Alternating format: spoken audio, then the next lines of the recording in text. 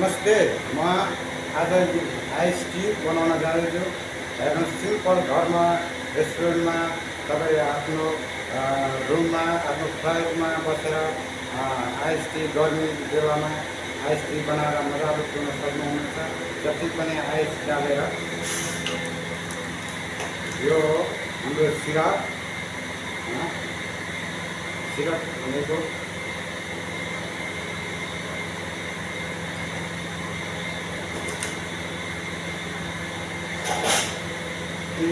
Syrup राखिदिनु पाइन्छ।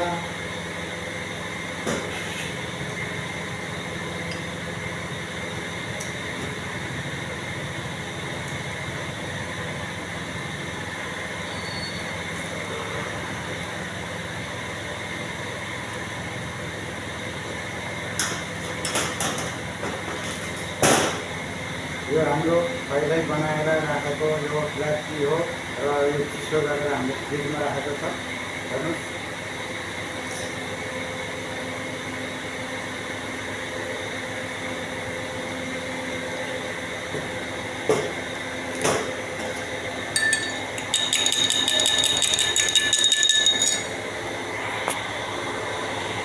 चिसो खानु मन लाग्छ तपाईँलाई, यसरी आएर टमाटरसँगै हालिदिनुहोस्।